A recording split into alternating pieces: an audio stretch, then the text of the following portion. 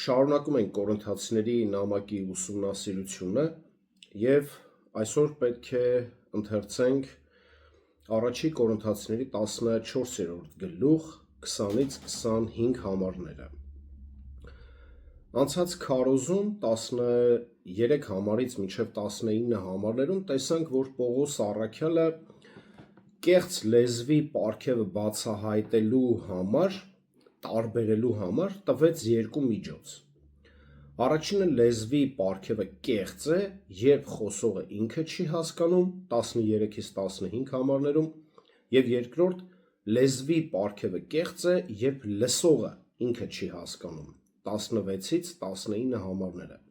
Այսինքն, եթե չկա հասկացողություն, ոչ ոք չի հասկանում, ուրեմն դա արդեն կեղծ է։ Եվ 20-ից 25 համարներում Պողոսը նախ բացատրում է լեզուների պարգևի նպատակը և հետո 26-ից 28 համարներում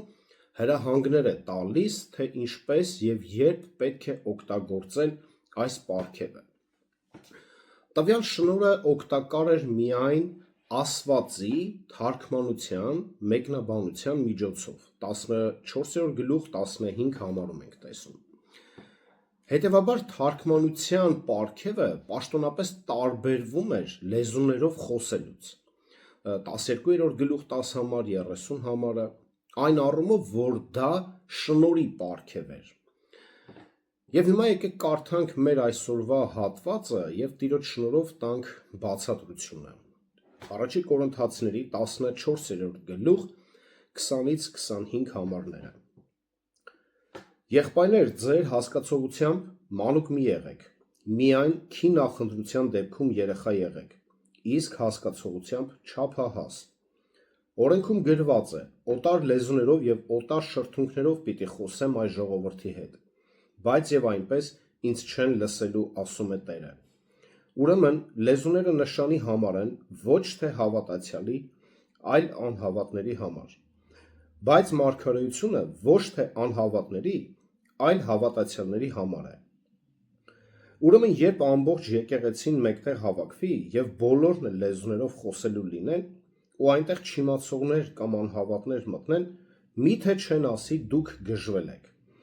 Իսկ եթե բոլորը մարգարյանան և անհավատ կամ անտեղյակ մեկը ներս մտնի, նա բոլորի կողմից կբացահայտվի և կհանդիմանվի։ Եվ այսպես նրա սրտի գաղտնիքները հայտնի կդառնան և երեսի վրա ընկած կերկրպագի Աստծուն, խոստովանելով, թե իրոք Աստված ձեր մեջ է։ Ամեն։ Տեքստը բաժանված է այստեղ 3 մասերի։ Առաջինը լեզուները նշանի համար են հատկապես անհավատ հրեաների, 20-ից 22 համարներում ենք տեսնում։ Երկրորդը լեզուների սխալ կիրառության հետևանքն ենք տեսնում 23 համարում և մարգարեության ճիշտ կիրառման հետևանքը 24-ից 25 համարում։ Եվ այստեղ գլխավոր միտքը հետևյալն է. անհավատների համար նախատեսված լեզուների կիրառությունը եկեղեցում առաջացնում է ծաղրանք, իսկ մարգարեության կիրառությունը աստվածպաշտության։ Ուշադիր կուզեմ լինեք ևս մեկ անգամ, անհավատների համար նախատեսված լեզուների կիրառությունը, որը որ նախատեսված է անհավատների համար, բայց օգտագործում ես եկեղեցում, դա պարզապես ծաղրանք է առաջացնելու։ Իսկ մարգարեությունը, որը նախատեսված է խոսքի բացատրությանը, պատմելու Քրիստոսի մասին, նրա խոսքը, դա տանում է աստվածպաշտության անհավատներին։ Տեքստի վերնագիրը հետևյալն է, այսպես են վերնագրել լեզուների պարգևի 3 նշանները։ Դեռ կգանք դրան։ Այս նամակի սկզբում Պողոսը հստակեցնում է, որ լեզուներով խոսելը ոչ վկայություն էր, ոչ էլ ապացույց Սուրբ Հոգով մկրտվելու, որովհետև մեկ հոգով մենք բոլորս մկրտվեցինք մեկ մարմին լինելու համար, 12-րդ գլուխ 13 համարն ասում է, և յուրաքանչյուր քրիստոնյա մկրտվում է Սուրբ Հոգով, բայց ոչ բոլորին է տրվում լեզուների պարգևը, 12-րդ գլուխ 30 համար, հիշում եք Պողոսն ասում է, միթե բոլորն են լեզուներով խոսում։ Երբեք չի եղել դեպք, որ բոլոր հավատացյալները ստանան լեզուների պարգևը կամ խոստում, այդպիսի, որ կստանան այն։ Նույնիսկ առաքյալների ժամանակ, երբ այս պարգևը ուժի մեջ էր, անգամ այդ ժամանակ չի եղել տվյալ խոստումը։ Հետևաբար այսօրվա տարածված կեղծիքը,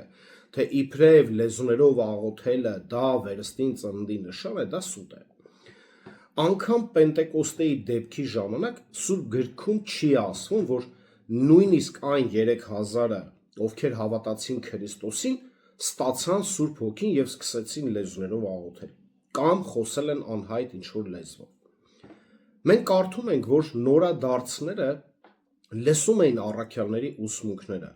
հաղորդակցվում էին միմյանց հետ, միասին ուտում եւ աղոթում էին, կիսվում էին իրենց ողջ ունեցվածքով, միասին երկրպագություն էին անում, տաճարում եւ գովաբանում էին Աստծուն։ Գործք առաքելոց 2-րդ գլուխ այդ դեպքից հետո արդեն 37-ից 47 համարներում։ Բայց այս համարներում ոչ մի անգամ չի նշվում, որ նրանք լեզուներով են խոսում կամ աղոթում կամ ինչ-որ մեկն էլ թարգմանում էր։ Մի փոքր անց,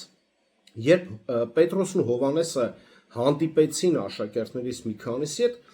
նրանք բոլորը լցվեցին Սուրբ Հոգով, սակայն արդյունքում ներկաները ոչ ոք լեզուներով չեն խոսում,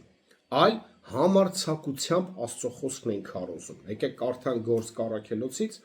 տվյալ համարը, 4-րդ գլուխ 31 համարը, սա հենց այս պատմության վերջաբանն է։ Ու երբ նրանք աղոթում էին, շարժվեց այն տեղը, որտեղ միասին հավաքված են, եւ բոլորը Սուրբ Հոգով լցվեցին ու Աստծո խոսքը համարձակությամբ էին քարոզում։ Հետևաբար մենք կրկին չենք տեսնում, որ ինչ-որ մեկը լեզվով էր խոսում, այլ Սուրբ Հոգով լցվեցին, Աստծո խոսք էին քարոզում։ Լեզուների պարգևի նպատակը, այս է ամբողջ պատգամը, որ Պողոս ուզում էր փոխանցել 14-րդ գլխում։ Դա նշաններ։ 20-ից 21 համարները եկեք կրկին կարդանք, հա։ Եղբայրներ, ձեր հասկացողության մանուկ մի եղեք, միայն քի նախընտրության դեպքում երեխա եղեք, իսկ հասկացողությամբ չափահաս։ Օրենքում գրված է, օտար լեզուներով եւ օտար շրթունքներով պիտի խոսեմ այս ժողովրդի հետ, բայց եւ այնպես ինձ չեն լսելու, ասում է Տերը։ Պողոս, ինչու է դու Կորինթոսի եկեղեցում այս լեզուների խառնաշփոթ վիճակի մեջ խոսելուց մի անգամից անցում ես կատարում դեպի օրենքը, դեպի Եսայի մարգարեն։ Տեսեք, ամբողջ Սուրբ գրքում չեք գտնի հակասող մի տեղ այս խոսքին, որ ասում է ուրեմն լեզուները նշանի համար են։ Եվ այս համարներով էլ ցույց է տալիս լեզուների պարգևի ամբողջ նպատակը։ Ոչ թե ինքնակերտման համար է, ոչ թե անձնական հարաբերությունների համար է Աստծո հետ, ոչ թե որ աղոթես, որ Տերը ինչ-որ մեկին օգնի, որը հաճախ ենք լսում նույն սյուժեն տարբեր կերպարներով, այլ որպես նշան։ Բացատրելով լեզուների պարգևի իրական նպատակը, Պողոսը կոչ է անում Կորինթոսին հասուն լինել իրենց մտքում։ Կորինթացիները սիրո պակասը դարձել էր պատճառ մարմնական ցանկությունների եւ մնացել էին անհաս, որոնք դարձան հոգեվոր բարոյական խնդիրներ, այդ թվում հոգեվոր պարգևների չարաշահման եւ կեղծման պատճառ էին դարձել։ Նախքան նրանք կհասկանային, թե ինչ էր առաքյալը փորձում բացատրել նրանց, նրանք պետք է դադարեին իրենց մտքում երեխա լինելուց։ Այս չար կորինթացիները ամեն ինչ էին, բացի նորածիններից։ Նրանք գերազանցում էին մեղքի տարբեր ձևերի մեջ։ Իրականում նրանք ծանոթ էին մարմնի բոլոր դրսևորումներին, բայց գրեթե ոչ մի պտուղ չգիտեին Սուրբ Հոգու եւ չունեին, ինչպես ներկայացնում են Գաղատացիների 5-րդ գլուխ 19-ից 23 համարները։ Նրանք մանուկներ էին, որոնք տատանվում էին տարբեր տարուբերվում էին, հա, տարբեր վարդապետության մեջ եւ տարբեր քամուց քշվում էին մարդկային խորամանկությամբ եւ խաբեությամբ։ Ինչպես ասում է օրինակ Եփեսացիների 4-րդ գլուխ 14 համարը, որպեսզի այլևս երեխա չլինեք, որոնք այս ու այն կողմ են տարուբերվում վարդապետության ամեն մի քամուց քշվում են մարդկանց խաբեությամբ, որոնք խորամանկությամբ խաբում ու մոլորեցնում են։ Կորինթոսում է կային խաբեբա քարոզիչներ, վարդապետությունը ծռողներ եւ այս կորինթացիները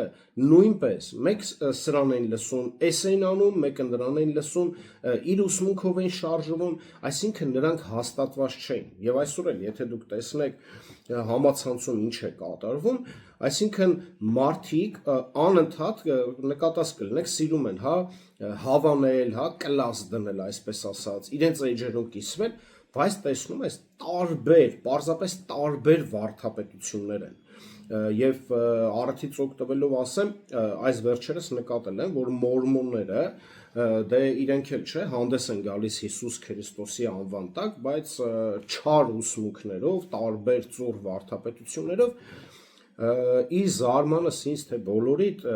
մեծ թվով հավատացյալներ, որոնց անձամբ ես հեռակա գիտեմ, որին փոքր ինչ մոտիկից գիտեմ, այդ մորմոնների վիդեոները անգամ որ Հիսուս Քրիստոսի անուն են տալի, ինչ են անում, կիսվում են, հավանում են, այսինքն ողջունում են նրանց ուսմունքը, գիտեք ինչու, որտեղ նրանք չեն հասկանում ճշմարիտ վարդապետությունը եւ նրանց համար միևնույն է ով ինչ կքարոզի,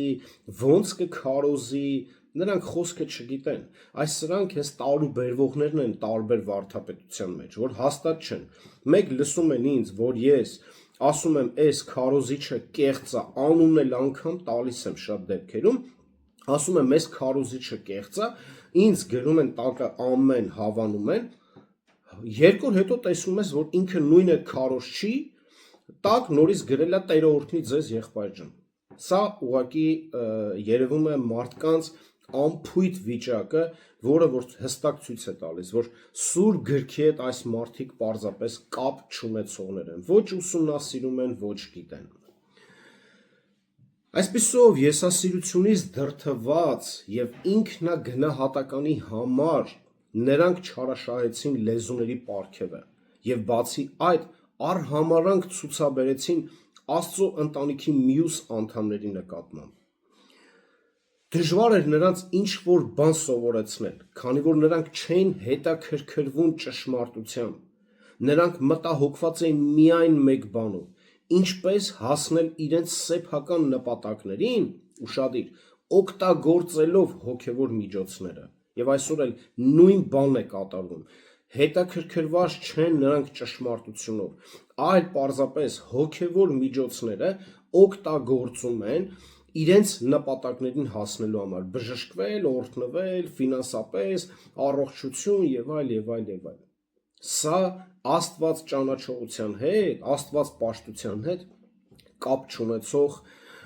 մի երևույթ է։ Նրանք հետաքրքրված չէին ճշմարտությամբ, այլ փորձառությամբ, ոչ թե ճիշտ ուսմունքով կամ կյանքի ճիշտ ձևով, այլ նրանով, ինչը ստեղծում էր հաճելի զգացողություններ։ Նրանք հոգ էին տանում ոչ թե Տիրոջ կամ իրենց քրիստոնյա հավատացյալներին հաճեցնելու, այլ իրենց հաճեցնելու մասին։ Այսօր էլ նույն բանն է կատարվում, երբ խոսում բացատրում է Սուրբ գրքով, որ այդ լեզուները, որը որ իբրև խոսում եք, այն տեսիլքները, որ տեսնում եք, այն երազները, ախր Տերը արգելում է եւ ասում են, բայց ես զգում եմ, որ ճիշտ է։ Գրքով ցույց է տալիս բազում համարներով, որ այդ լեզուները ձեր արած շատ բաներ կեղծ եւ դիվային են, որը կապ չունի Աստծո տված ճշմարիտ լեզուների հետ, ասում են, բայց ես զգում եմ եւ դա ուրիշ զգացողություն է։ Այսինքն նրանք ոչ թե խոսքով են շարժվում, այլ զգացմունքով, որը չեն գիտակցում, որ զգացմունքները կարող են խաբել իրենց։ Այսինքն իրենց համար սեփական զգացմունքները ավելի վստահելի աղբյուր է, քան Աստծո խոսքի ճշմարտությունը։ Ինչ է սա, եթե ոչ եսակենտրոն սնահավատություն։ Այս իրենց համար մի կարևոր սահմանում պետք է տան։ Աստծո խոսքից դուրս զգացմունքներով առաջնորդվողը կեղծիքի սիրահար է։ Սա ոչ թե տիրոջ կամ իրենց քրիստոնյա հավատակիցներին, այլ իրենց հաճեցնելու համար է։ Նրանց համար փորձը միշտ հաղթանակ է տանում ճշմարտության նկատմամբ, զգացմունքը բանականության նկատմամբ, իսկ եսասիրությունը Աստծո կամքի նկատմամբ։ Ի տարբերություն բերյացիների, Գործք առաքելոց 17:11 համար, որոնք գրքերը քննում էին ամեն օր, որ տեսնեն արդյոք դա այդպես է թե չէ, կորինթացիները չեն անհանգստանում իրենց ուսուցիչներից լսածը համեմատել Սուրբ գրքի հետ, այդ կեղծ ուսուցիչների, եւ այսօր էլ չեն համեմատում։ Նրանք չեն փորձում փորձել հոգիները, թե արդյոք Աստծուց են, թե ոչ, ինչպես ասում է առաջի Հովանու 4:11 համարը, 1 համարը։ Եվ նույն կերպ վարվում են այսօր շատերը։ Նրանք մի համար ընդամենը կարդում են ու մտածում են, արդեն քննեցին, արդեն վերլուծեցին։ Վերջ, այդպես է ու վերջ, ու էլ չես կարողանում համոզել։ Սա իրենց համոզմունքն է, պարզապես կարդալ մի համար, անգամ տեսեք ուսումնասիրության ձևերը չգիտեն, որտեղ ինչ տեսել են իրենց ուսուցիչներից, այդ էլ սովորել են։ Իրենց ուսուցիչները երբեք չեն սովորացնում, թե ինչպես կարելի է Աստծո խոսքը սերտել, ինչպես է դա արվում, որտեղ անձապիանք չգիտեն, դրա համար էլ հոգով չեն աճում, նրանք մանուկներ են մնացել, կամ Քրիստոսով, կամ միգուցե առանց Քրիստոս։ Եթե որևէ ուսմունք հաճել էր նրանց ականջներին, նրանց հետևում էին դրան, իսկ եթե ինչ որ բան հաճել էր նրանց զգացմունքներին, նրանք դա անում էին։ Ինչպես դատավորների ժամանակներում իսրայելացիները, յուրաքանչյուրը արեց այն, ինչ իր աշկին էր հաճելի։ Դատավորած մենք տեսնում ենք 17-րդ 6 համարում, 21-րդ 25 համարում նույն խոսքերն է ասում։ Այն օրերին Իսրայելում թագավոր չկար, ամեն մարդ անում էր իր աչքին հաճելի եղածը։ Հույս ունենալով ամաչեցնել կորինթացիներին, իրենց պարգևները չարաշահելու համար, Պողոսը նրանց բացատրում է լեզուների իրական նպատակը 20-21 համարներում։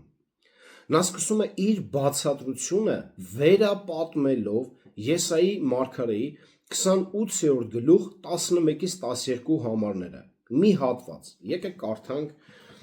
Եսայի 28-րդ գլուխ 11-12 համարները։ Հիրավի թոթովախոս շրթունքով և ուրիշ լեզվով պիտի խոսեմ այս ժողովրդի հետ։ Ում նա ասաց, հանգիստը սա է, որով կարող ենք հոգնածին հանգստություն տալ, և սա է մխիթարությունը, բայց նրանք չուզեցին լսել։ Քրիստոսի ծնունդից հարյուրավոր տարիներ առաջ Տերն արդեն ասել էր Իսրայելին, որ մի օր նա կխոսի այս ժողովրդի հետ այլ լեզուներով և այլ շրթունքներով։ Սակայն ասում է Տերը, չնայած այս հրաշագործ նշանի, նույնիսկ այդ դեպքում նրանք չեն լսի ինձ։ Այս լեզուները, ասում է Պողոսը, այն են, ինչ դուք գիտեք և հասկանում եք այսօր, որպես լեզուների պարգև։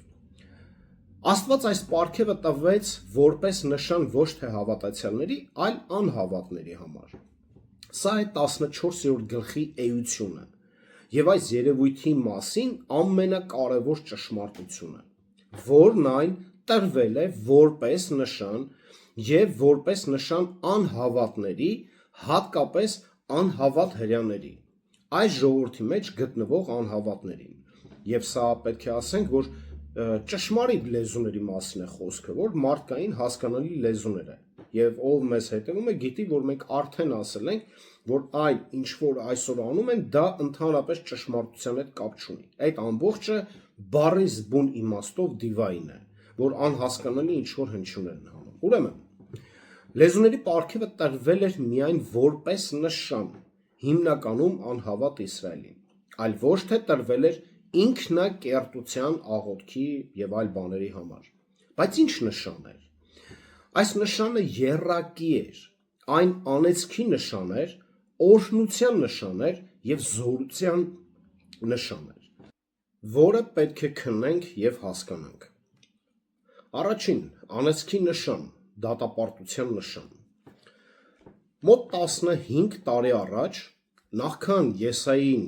կմարգարյանար այլ լեզուներով խոսելու մասին, այլ շուրթերից, Իսրայելի հյուսիսային թագավորությունը անհավատության եւ հավատուրացության պատճառով նվաճեց ասորեստանցիների կողմից եւ 10 հյուսիսային ցեղերը գերության տարվեցին մեր թվարկությունից առաջ 722 թվականին։ Եսային զգուշացրել էր հարավային թագավորությանը Հրեաստանին, որ նույն ճակատագիրը սպասվում է նաեւ նրա բնակիչներին, բաբելոնացիների ձեռքով։ Հրեաստանի հպարտ կրոնական առաջնորդները չլսեցին Եսային։ Նրա ուսմունքները չափազանց հասարակ էին թվում նրանց համար։ Նրանք հավատում էին, որ մարգարեն նրանց դիմում էր այնպես, կարծես նրանք նորածիններ լինեին, կաթից նոր կտրվածներ, ինչ որ պուճուր երեխեքի հետ ոնց ես, հա, խոսում։ Եսային նրանց սովորեցնում էր մանկապարտեզի երեխաների պես։ Խրատ առ խրատ, տող առ տող,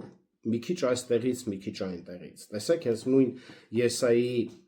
28-րդ գլուխ 9-10 համարներում հենց դա է ասում։ Ում է նա գիտություն սովորեցնելու եւ ում է փորձելու վարդապետությունը հասկացնելու, կաթից կտրվածներին, կրծքից քշվածներին, որ հրամանի վրա, հրամանի վրա, խրատ խրատի վրա, խրատ խրատի վրա, մի քիչ այնստեղից, մի քիչ այնստեղից։ Այսինքն նա այսպես մանրակրկիտ սովորացնում էր այս ժողովրդին։ Եվ նրանք հենց նեղվում էին, վատ էին զգում, որ այտենց մոտեցում է ցույց տալի Եսային եւ ասում են քո ուսմունքները շատ հասարակ է մեր համար։ Աստված իսկապես շատ པարզ խոսեց նրանց հետ, որպեսզի նույնիսկ նրանց մեջ ամենաանմիտները կարողանային հասկանալ նրան, որպեսզի ոչ մի իսրայելացի չասեր, թե չգիտի Աստծո կամքն ու խոստումը։ Աստծո խոսման էությունն այն էր, որ ասաց հենց 12 համարում, ասում է չուզեցին լսել այն։ Եսայի մարգարեից մոտ 800 տարի առաջ Աստված զգուշացրել էր Իսրայելին. Տերը հեռվից, երկրի ծայրերից մի ազգ կուղարկի քո դեմ, մի ազգ, որի լեզուն դու չես հասկանա, արծվի պես կգա քո վրա։ Երկրորդ Օրինաց 28-րդ գլուխ 49 համարը։ Այս օտար լեզուն նախատեսված է որպես Աստծո դատաստանի նշան Իսրայելի համար։ Եսայից մոտ 100 տարի անց Տերը Երեմիայի միջոցով զգուշացրեց Իսրայելին. Ահա ես ձեզ վրա կբերեմ, ով Իսրայելի տուն, մի ազգ հեռվից, մի ազգ, որի լեզուն դու չգիտես, եւ դուք չեք հասկանա, թե ինչ են նրանք ասում։ Երեմիա 5-րդ գլուխ 15 համար։ Դատապարտության նշանը կլինի մի լեզու, որը նրանք չեն կարողանա հասկանալ։ Երբ առաքյալները խոսեցին հոգեգարստյան օրը, շատ երկրներից եկած հրեաներ լսեցին նրանց տարբեր լեզուներով խոսելը, եւ նրանցից յուրաքանչյուրը հասկանում էր իր երկրի լեզուն։ Գործք առաքելոց 2-րդ գլուխ 7-ից 11 համարները։ Եթե ուշադիր տենաք, հենց իրենք հրեաներ էին, որ եկել էին տարբեր երկրներից եւ ինչ էր կատարվում, այսինքն նրանք, որ միշտ մատնվել են գերության, նրանց սերունդները փախել են, արդեն հաստատվել են տարբեր երկրների մեջ, տարբեր լեզուներ են արդեն խոսում եւ այլն, բայց իրենց պատմությունը նրանք շատ իդեալական գիտեին։ Ինչ է կատարվել, ինչ է խոստացել Եսային եւ այլ, բայց հա, որոշ բաներ չէին հասկանում, բայց սրանք հրեաներ էին, որը այդ օրը եղավ իրենց համար նշան։ Մենք դեռ կկարդանք։ Հետևաբար այս հրեաները պետք է որ գիտենային, որ Աստծո պատիժը անխուսափելի էր։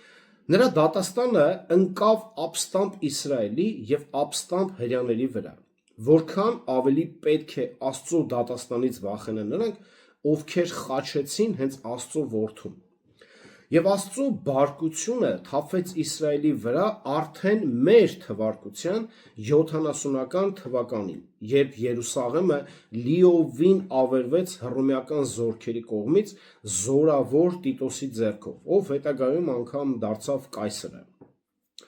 Հռոմեացիները կոտրեցին իսրայելացիներին, որի ժամանակ 1 միլիոնից ավելի հրեաներ զոհ գնացին։ Հազարավոր, տասնյակ հազարավոր մարդիկ գերի տարվեցին, տաճարը թալանվեց, պղծվեց, ապա ամբողջությամբ ավերվեց, իսկ քաղաքից մնացած ամեն ինչ այրվեցին մինչև հողը։ Մի պատմաբան անգամ գրում է, որ Երուսաղեմը 60 տարի ընդհանրապես պատմություն չի ունեցել։ Ոչ մի բան չկա Երուսաղեմի, Իսրայելի մասին հիշելու։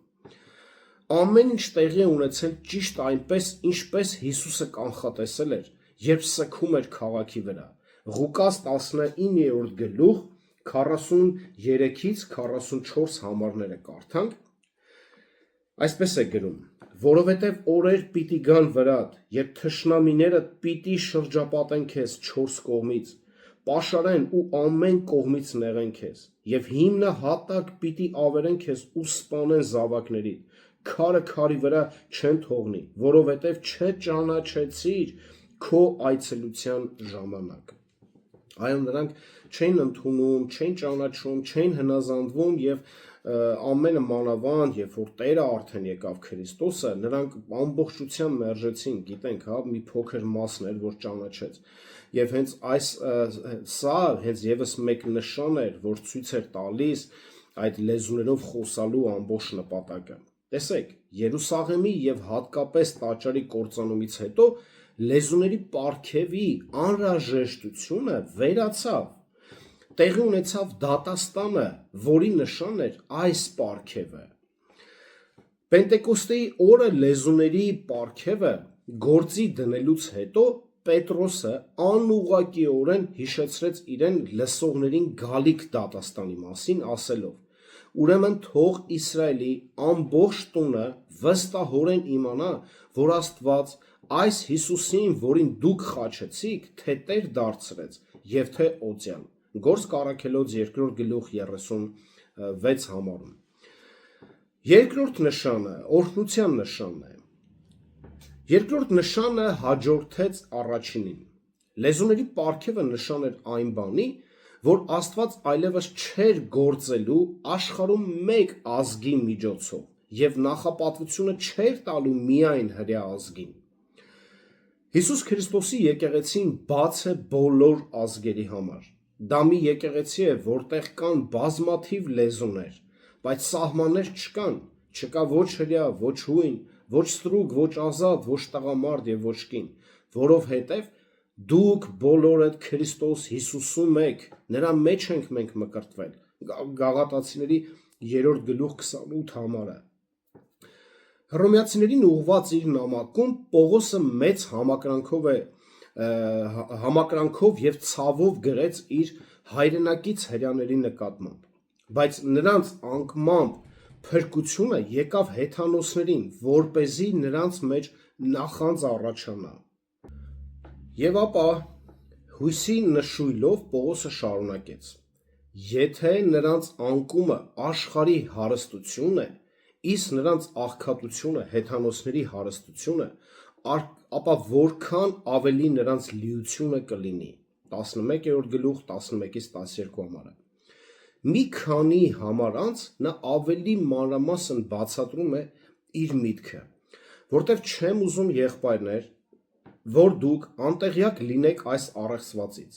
որպեսզի ձեր սեփական կարծիքով իմաստուն չդառնաք, որ Իսրայելին մասամբ կուրություն է պատահել, մինչև հեթանոսների լիությունը մտնի։ Եվ այսպես ամբողջ Իսրայելը կփրկվի, ինչպես գրված է արդեն 25-ից 26 համարում։ Թագավորության ճանապարհը միշտ բաց կլինի հրյաների համար, քանի որ կարծրացումը տեղի է ունեցել միայն մասամբ, եւ մի օր ամբողջ Իսրայելի ժողովուրդը կդիմի Տիրոջը։ Լեզուների նշանը կրկնվեց ինչպես գրված է Գործք Առաքելոց 10-րդ գլուխ 44-ից 46 համարում, երբ հեթանոսները մտան եկեղեցի, դարձան Տիրոջ եկեղեցու անդամը։ Տեսեք ինչ է ասում Գործք Առաքելոց 10-րդ գլուխ 44-ից 46 համարները պետք է կարդանք։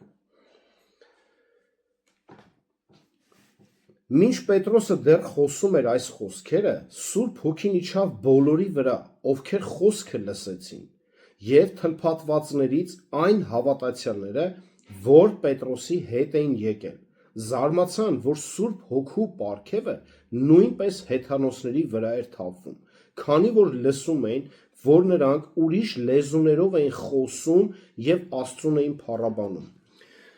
Տեսեք, հիշում եք անգամ սա Պետրոսին հես նշան եղավ, որտեղ Պետրոսը հիշում եք, երբ որ տեսիլքը տեսավ, Տերը կերակուրը մատուցում էր, այսինքն ցույց էր տալիս, որ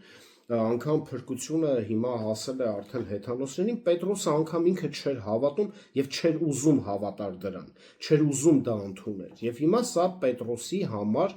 հստակ նշան էր, որ Պետրոսը տենա, եւ Պետրոսն անգամ ինքը զարմանում է, տեսեք ինչ է ասում 45-ը, եւ թլփատվածներից այն հավատացյալները, որ Պետրոսի հետ էին եկել, զարմացան եւ Սուրբ Հոգու պարգևը նույնպես հեթանոսների վրա էր թափվում։ Եվ ուշադիր եղեք հաջորդ համարը, քանի որ լսում էին, որ նրանք ուրիշ լեզուներով էին խոսում եւ Աստծուն էին փառաբանում։ Սա հստակ բառերի արտահայտություն է, որ Պետրոսը անգամ ուներ այդ շնորհը, այդ պարգևն ուներ, ինքը հասկանում էր օրինակի համար պարթևների լեզվով հիմա Կորնելիոսը իր ընտանիքը ինչ է խոսում։ Հասկանում եք, այստեղ հստակ ցույց է տալի, օրհնում եւ փառաբանում էին Աստծուն, այլ ոչ թե հակասող բաները անընդհատ են բերում այս ժողովուրդը այսօրվա մեր խարիզմատները կյանքի խոսք, վերնատուն, հիսունական եւ այլն։ Մենք ասում չենք հասկանում։ Այսի անձնական կերտման համար այստեղ հստակ խոսում է, որ այս լեզուներով մարդիկ լսում են, որ Աստծուն են փառաբանում, հասկանում են, գիտակցում են։ Երրորդ նշանը իշխանության նշանն է, ուժի նշանն է։ Նրանք, ովքեր քարոզում են դատապարտություն եւ խոստանում օրհնություն, առաքյալները եւ մարգարեներ էին, եւ նրանց իշխանությունը բացահայտվում էր նշաններով, հրաշքներով եւ տարբեր տեսակ նշաններով։ Տեսեք ինչ է ասում երկրորդ Կորինթացիների հենց 12-րդ գլուխը։ Երկրորդ Կորինթացիների 12-րդ գլուխը եւս մեկ անգամ պետք է կարդանք, որ դուք ուշադիր տեսնեք, որ սա առաքյալների պարգև էր, այլ ոչ թե այսօր ով քնից ելնում է ասում է լեզուներով եմ խոսում։ 12-րդ գլուխ 12 համարը։ Հիրավի ձեր մեջ ամենայն համբերատարությամբ, նշաններով, հրաշքներով եւ զորություններով առաքյալի նշաններ գործվեցին։ Առաքյալի նշաններ։ Զորության իսկությունը վկայող նշանների շարքում էր լեզուների պարգևը, որը Պողոսը ուներ ավելի քան որևէ մեկը։ 14-րդ գլուխ 18 համարում ասում է ես բոլորից ավելի շատ լեզուներով եմ խոսում, ավելի շատ լեզուներ, մի քանի լեզուներով եմ խոսում։ Լեզուների պարգևի շնորհիվ էլ նա կարողացավ քարոզել հենց հեթանոսներին։ Հռոմեացիների հենց 15-րդ գլուխը, տեսեք ինչ է ասում, Հռոմեացիների 15-րդ գլուխ 19 համարը։ Հզոր նշանների եւ հրաշքների միջոցով Աստծո հոգու զորությամբ, այնպես որ Երուսաղեմից սկսած մինչև Իլիրիկում շրջելով Քրիստոսի ավետարանը ամբողջությամբ քարոզեցի։ Պողոս, դու ո՞նց քարոզեցիր։ Ինքը գիտեր լեզուները, տարբեր լեզուներ, այո, նա խոսում էր եւ կարողացավ հեթանոսների մեջ ավետարանը քարոզել։ Այսպիսով լեզուների պարգևը դադարեց, երբ այն կատարեց իր գործը, ինչին այն մատնանշում էր։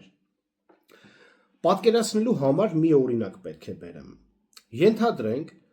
որ դուք մեքենայով գնում եք դեպի Երևան։ Քաղաքից մոտ 20 կիլոմետր հեռավորության կտեսնեք մի ցուցանակ վրան գրված Երևան 20 կիլոմետր։ Քիչ հետո կտեսնեք ուրիշ ցուցանակ վրան գրված Երևան 10 կիլոմետր։ Եվ հետո կտեսնեք Երևան մի ուրիշ ցուցանակ վրան գրված Երևան 1 կիլոմետր։ Սակայն քաղաք մտնելու պես ցուցանակը կանհետանա։ Եվ դրանց էլ կարիքը չի լինի,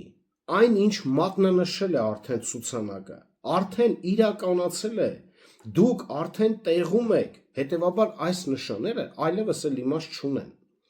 Այդպես էլ լեզուների պարգևը անբաժանելիորեն կապված էր պատմության մեկ փուլի հետ, եւ այդ փուլը վաղուց անցել է, որովհետեւ իր գործը արդեն արել, կատարել է, իր նշանը ցույց է տվել, հիմա էլ նշանի կարիք չկա։ Հասկանում եք։ Հետաքրքիր է եւ չափազանց կարեւոր, որ Սուրբ գրքում ոչ մի տեղ չի գրվում լեզուներով ասված մի խոսք կամ նախադասություն եւ նույնպես չկա ոչ մի լեզուներով ասվածի թարգմանություն, ինչ որ բառ։ Ինչու՞։ Որովհետեւ լեզուների վերաբերյալ բոլոր հղումները մեկն են։ Ոչ թե որպես օրինաչափություն Աստծուց տրված պատվիրան, այլ դրանք միշտ հիշատակվում են իրենց նպատակի եւ դերի հետ կապված, որպես նշան հեթանոսների համար, այլ ոչ թե ուրիշ բան, եթե դա անձնական կերտման համար լիներ, Պողոսը կամ ինչ-որ մի առաքյալ կբացատրեր, թե դա ոնց է կերտում, եթե դա ինչ-որ աղոթք էր անձնական Աստծու հետ, հաստատ կբացատրեր Պողոսը, թե ոնց է այդ ամեն ինչը կատարվում, եթե դա ինչ-որ աղոթք էր ինչ-որ մեկին բժշկելու համար, մի հատ նման օրինակ կբերեինք, որ այսօր անընդհատ ստում են, ես արդեն ասացի, ես Տեր ինձ ասեց աղոթք արա, ես աղոթեցի եւ հետո ինձ ցույց տվեց, որ այս մեկին փրկեցի քո աղոթքի միջոցով, այս ամենը ուղղակի լավ հեքիաթ է հորինում են, մեկը մեկուց կրկնակելով անընդհատ փորձում են համոզել, թե ճշմարիտ են, բայց Սուրբ գրքում նման բաներ մենք երբեք չենք տեսնում։ Եվ լեզուները չէին ծառայում որպես նոր հայտնությունների կամ նոր հասկացողությունների միջոց, ինչպես կարծում են այսօր խարիզմատները, որը կրկին Սուրբ գրքում նման բան չենք տեսնում, որ ինչ որ մեկը լեզուների միջոցով նոր խոսքեր է ասել։ Լեզուների ամբողջ նպատակը գրված է գործ կառաքելոց, նաև ցույց է տալիս, այդ պատմությունը ինչ է կատարվել, գործ կառաքելոց 2 գլուխ 1-13 համարներում, որը այսօրվա խարիզմատները միտումնավոր եւ նենգաբար չեն կարդում իրենց համայնքին եւ բացատրում,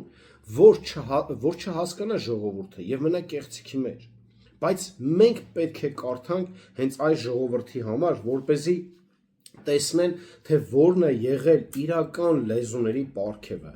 որն է եղել գործ կառաքելոց առաջի 2 գլուխ 1-13 համարները պետք է կարդանք։ Եվ երբ Պենտեկոստեի օրը եկավ, բոլորը միաբան մեկտեղ էին, ու հանկարծ երկնքից մի ձայն եկավ, սաստիկ փչող քամու պես, եւ ամբողջ տունը, որտեղ նստած էին, լցրեց, եւ կրակին նմանվող բաժանված լեզուներ երևացին, նրանց եւ նրանցից յուրաքանչյուրի վրա նստեցին։ Եվ նրանք բոլորը սկսեցին Սուրբ Հոգով լցվեցին եւ սկսեցին այլ լեզուներով խոսել, ինչպես Հոգի նրանց խոսել էր տալիս։ Եթե դուք լսել եք, անգամ խարիզմատները կարող են, ովքեր մեզ հետևում են, լսեն։ Ձեր եկեղեցիներում միայն այս 4-ն են կարդում։ Միայն այս 4 համարները, որ դուք չիմանաք ոչ ճշմարտությունը, բայց 5 համարից սկսած արդեն մանրակրկիտ բացատրում է, թե ինչի համար էր լեզուները, ինչ եղավ, ինչ լեզուներ էին, այդ դրանք ձեզ արդեն չեն ասում։ Ինչու՞, որ դուք մնաք կեղծիքի մեջ, որտեղ այդպիսիները համարձակությամբ ասում են, մեր Տեր Հիսուս Քրիստոսին չեն ծառայում, իրանք չեն փրկվում եւ չեն ուզում, որ դուք էլ փրկվեք։ Շարունակենք։ Եվ Երուսաղեմում երկնքի տակ եղող ամեն մի ազգից եկած հրյաներ կային, աստվածավախ մարդիկ, Արդ երբ սա բոլորին լսելի եղավ, բազմությունը մեկտեղ հավաքվեց, խիստ շփոթված, որովհետև ամեն մարդ լսում էր նրանց իր իսկ լեզվով խոսելիս։ Բոլորը հիանում ու զարմանում էին միմյանց ասելով. «Միթե սրանք բոլորը, որ խոսում են, գալիլեացի չեն»։ Իսկ ինչպես ենք մենք ամեն մեկս մեր լեզուն լսում, որով ծնունդից խոսել ենք։ Պարթևներ, մարեր, իլամացիներ, նրանք, որ բնակվում են Միջագետքում, Հրեաստանում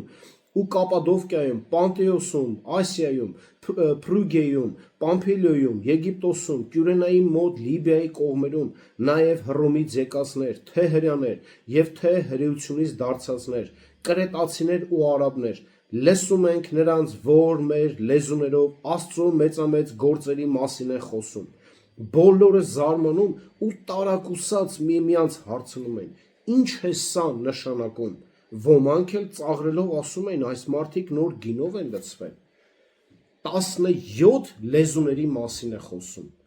17 տարբեր լեզուների մասին է խոսում, ցույց տալով, որ այս մարդկանց իրենց լեզուներով ավետարան էր քարոզում։ Ահա թե որն է իրական լեզուները։ Լեզուների ամբողջ նպատակը մենք տեսանք այս համարներում։ Ահա թե ինչ է նշանակում լեզուներով խոսալ, ահա թե ինչ նկատի ունի Պողոս ասելով 22 համարում, ուրեմն լեզուները նշանի համար են ոչ թե հավատացյալների, այլ անհավատների։ Եվ Պենտեկոստեի օրվա այս հավաքվածները հաստատ հավատացյալներ չէին։ Նրանցից միայն մի մասը այդ օրը դարձավ հավատացյալներ, 3000-ը, իսկ մի մասը ոչ, մի մասը ասում են, այս մարդիկ հարբել են, գինով են լցվել։ Հիմա տեսեք, այս հատվածում, որը որ հստակ ցույց է տալիս, թե լեզուները ինչպիսի լեզուներ են, մեր այսօրվա եկեղեցիները այս ամենը չեն քարոզում նորից հատուկ նպատակով, որ դուք չիմանաք, որ սա հենց ճշմարտություն է։ Եվ լեզուներով խոսացող տասնյակ խարիզմատների հետ եմ խոսացել, հարցեր եմ տվել, հա, կարող ես այս 17 լեզուներից մեկը, օրինակ, պարթևների, մարերի, արաբների լեզվով ավետարանը քարոզես, ձայն չկա։ Եվ ձեզ էլ ենք հենց ուղղում այս հարցը, սա է իրական լեզուների նշանը, պարգևը։ Եթե ունեք այդ պարգևը, դե փորձեք արեք։ Դե եթե դուք համարում եք, որ ունեք լեզուների պարգևը, ուրեմն խոսացեք, փաստեք, հաստատեք, որ սա ճիշտ է, մենք ենք սխալը։ Բայց ցավոք չեք ընդունում, որ ձերը կեղծ է եւ շարունակում եք այդ հայհոյությունը Սուրբ Հոգու դեմ։ Այո, շատ անգամներ նրանց արած տարօրինակ հնչյունների մեջ լսվում են հաճախ ռուսերեն, թուրքերեն եւ այլ լեզուներով հայհոյություններ։ Եվ ինչպես անցած անգամ ասացի, անգամ այլ կրոնների, աստվածների անուններ են տալիս, որը Արտուր Սիմոնյանը տեսանյութը կա որպես օրինակ, որ կարող են բոլորին ուղարկել, թող տեսնեն այդ բոլորը։ Կխնդրեմ ուշադիր, Երուսաղեմի 70 թվականին կործանումից ի վեր ճշմարիտ այս հասկանալի լեզուների պարգևը կորցրել է իր իմաստը, քանի որ այն իրադարձությունը, որին այն մատնանշում էր, արդեն տեղի է ունեցել։ Իսրայելը մեկուսացվել էր, հեթանոսները մտան եկեղեցի, իսկ առաքյալները մեկընդմիշտ մեկնաբանեցին սրբերին փոխանցված հավատքը։ Սա արդեն կատարվել է, հետևաբար էլ այսօր պետք չի նմանեցնել, ուզենալ գործ կառաքելոցի այդ Պենտեկոստեի օրը ապրել։ Սա արդեն կատարվել է։ Արդ մարգարեությունը շարունակում է Պողոսը, անհավատների համար չէ, այլ հավատացյալների։ Պողոսը չէր ուզում, որ մարգարեությունը, չէր ասում, որ մարգարեությունը նշան է հավատացյալների համար, ինչպես լեզուների պարգևը անհավատների համար։ Մարգարեությունը տրվում է հավատացյալների համար, եւ այն չի տրվում որպես որևէ այլ բանի մատնանշող նշան, այլ դա իրոք շինության նշան է։ 4-րդ համարը, 31 համարը։ Լեզուների իսկական պարգևի սահմանափակ զորությունը ցույց է տալիս այն փաստը, որ նույնիսկ դրա օրինական օգտագործման ընթացքում այն կարող է չարաշահվել, ինչի արդյունքում այն խոչընդոտ է դառնում Աստծո երկրպագության եւ ավետարանի քարոզչության համար։ Մարգարեությունը բացատրում է խոսքը եւ եկեղեցին շինվում է։ Եվ մարգարեացողը Աստծո խոսքի վրա չի ավելացնում եւ պակասեցնում, որը այսօր տեսնում ենք, թեկուզ այս թեմայով, թե որքան են թե պակասեցնում, որ ժողովուրդը չիմանա, եւ թե ավելացնում խոսքի վրա տարբեր բաներ բացատրելով, թե հրեշտակի լեզուները, թե որտեղից են վերցրել, դա էլ չենք տեսնում։ 23 համարում շարունակում է ասելով. եթե բոլոր նրանք, ովքեր ունեն այս պարգևը, միաժամանակ խոսեն եւ մտնեն նրանք, ովքեր անտեղյակ են կամ անհավատ, միթե չեն ասի, որ դուք խելագարվել եք։ Ես պետք է փոքր ինչ վկայություն տամ մեր ժողովրդին այս թեմայով, որ մեզ հետևողներին ես այնպես չի, որ տեղյակ չեմ եւ չեմ եղել նման եկեղեցիներում, որտեղ շատերը ինձ ասում են դու տեղյակ չես, դու չգիտես։ Ես հենց 2 տարի եղել եմ խարիզմատ եկեղեցիներում, եղել եմ Աստծո տուն եկեղեցում, եղել եմ կյանքի խոսք եկեղեցում, եղել եմ 50-ականների մեջ, եղել եմ Էմանուել եկեղեցում եւ այդ կեղծիքներին անձամբ շոշափելի ձևով տեսել եմ։ Եվ տեսել եմ, թե ինչ դիվային ազդեցություն կա դրա մեջ եւ ինչ կեղծիք կա այդ ամենի մեջ, որը որ մարդկանց այդպես էլ չեն սովորացնում, չեն բացատրում եւ մարդկանց այս կեղծիքով առաջնորդում են իբրև թե ուսուցիչներ։ Ես անձամբ եղել եմ եւ տեսել եմ, որից հետո փառք Տիրոջը շեշտեմ, որ Տեր ինձ ճիշտ ճանապարհը ցույց տվեց եւ ես հիմա գտնվում եմ մկրտական ավետարանի շնորհի խոսք եկեղեցում։ Անհավատ հեթանոսը կարող էր լիովին կատարել եկեղեցուց, վտարվել եկեղեցուց, եթե ամբողջ եկեղեցին հավաքվեր եւ բոլորը սկսեն խոսել անծանոթ լեզուներով, քանի որ նա որևէ իմաստ չէր տեսնի այս նշանի մեջ եւ անհավատ հրյան պարզապես կհեռանար այնտեղ տիրող անկարգ եւ խառնաշփոթ վիճակից։ Եվ այսօր էլ ես ասեմ, ես որ առաջի անգամ մտել եմ 50-ականների մոտ, ես այդտեղից փախա բոլորը, որ սկսեցին լեզուներով խոսել։ Սա աբսուրդ էր իմ համար, որ ես ուղղակի չկարացի, ես ծաղրանքով, միտեղ վատ էի զգում, միտեղ եսի շատ տարիներ առաջ էր դա։ Եվ ես ուղղակի ասի ժողովրդին ինչ-որ մի բան այն չի, ես ինչ ա եղել։ Հասկանում եք, հենց այս ծաղրանքի մասին է խոսում։ Հիշեք մեր երկրորդ պունկտը, հա, որ լեզուների սխալ կիրառությունը հստանում է ծաղրանքի։ Այստեղ օգտագործում է մայնոմայ բառը, մայնոմայ, որը նշանակում է գազանացած զայրույթի մեջ լինել, զայրույթից խելագարվել, փախնել, պատկերացնում եք։ Եվ անհավատը լինի հեթանոս թե հրյա, կհեռանա նման ծառայությունից եզրակացնելով, որ դա եւս մեկ վայրի եւ անիմաստ ծես է հեթանոսական պաշտամունքներից։ Թեև լեզուներով խոսելը չէր տրվել շինության համար, այնուամենայնիվ դրանք նախատեսված էին հասկանալի լինելու եւ շփոթություն ու անկարգություն չառաջացնելու համար։ Ի վերջո Երուսաղեմ եկած հրյաները Պենտեկոստեի համար զարմացած էին այն փաստից, որ հասկացել էին լեզուներով ասվածը, նրանք լսում էին առաքյալներին լեզուներով խոսելիս, Գործք առաքելոց 2:11։ Մյուս կողմից, երբ բոլորը մարգարեանում են եւ մտնում են անհավատ կամ անգետ մեկը, նրանք բացահայտվում եւ հանդիմանվում են բոլորի կողմից։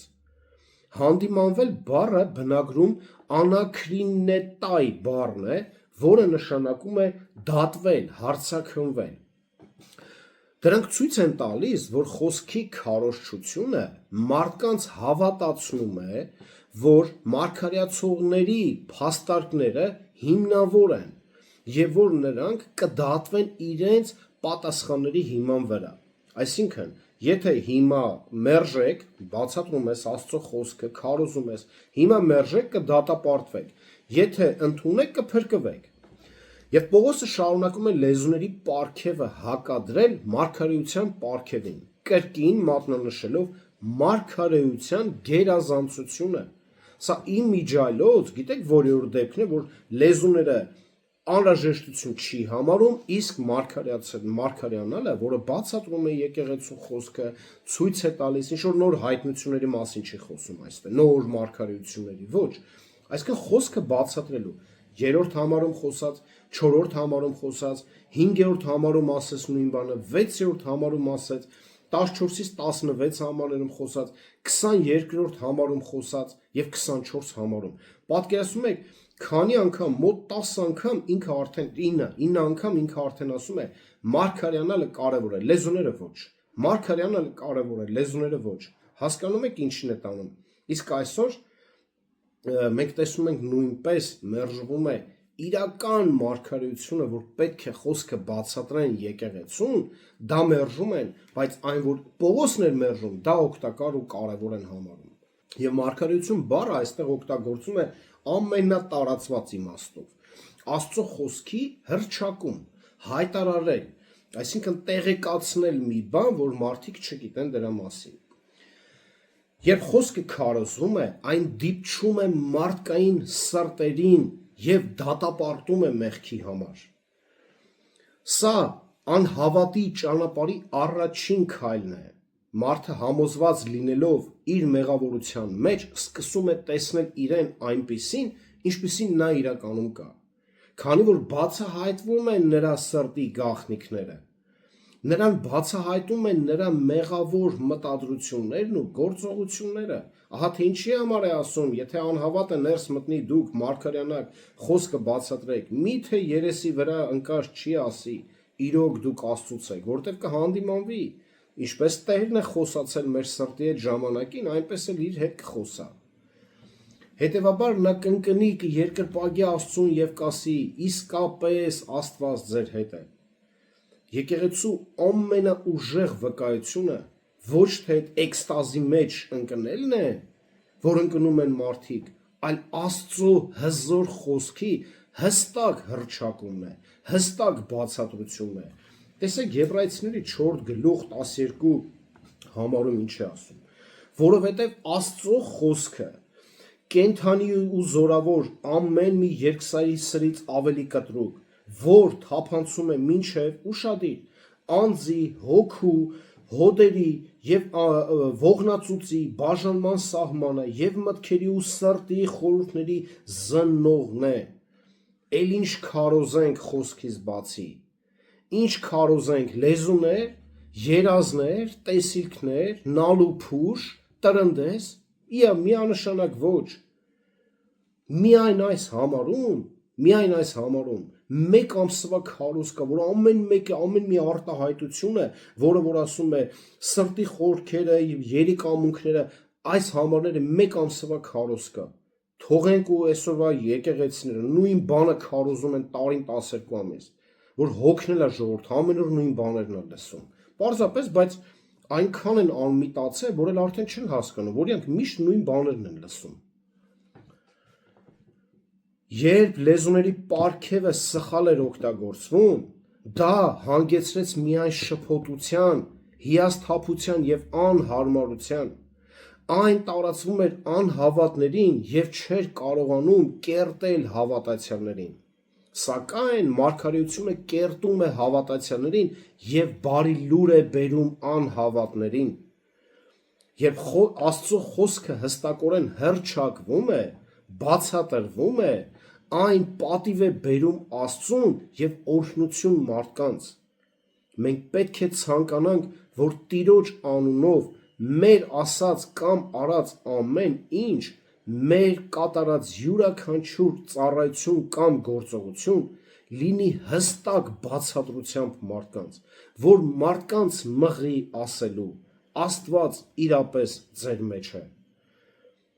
Եկեք 1-2 գործնական քայլերը նայենք եւ ավարտենք։ Տեսեք, մեր հետևողներ, սիրելի ժողովուրդ, մի մտքով մանուկ մի եղեք, կարդացեք ուղղակի Աստծո խոսքը,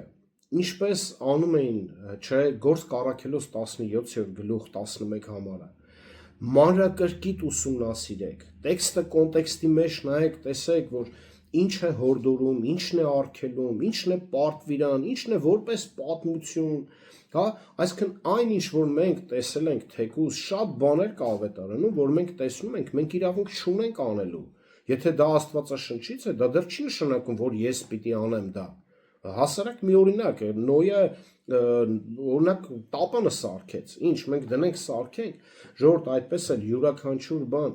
մենք պետք է քննենք, ինչն է պատվիրանի մեջ մտնում, ինչն է հին ուխտի մեջ, ինչն է նոր ուխտի մեջ, ինչն է Գործք առաքելոցի ճանապարհը, ինչ պետք է արվեր, այսինքն սրանք շատ կարևոր են, դե հասկանում եմ դրա համար լավ ուսուցիչ է ձեզ պետք։ Հստակ ասում եմ, Գոռ Մեխակյանի նման ուսուցիչը կյանքում եւ իր նմանները նույն վարդապետության մեջ գտնվում, երբեք ձեզ չեն տա մանրակրկիտ ճիշտ աստվածաբանական ուսմունքներ, որ դուք դրա մեջ աճեք։ Բայց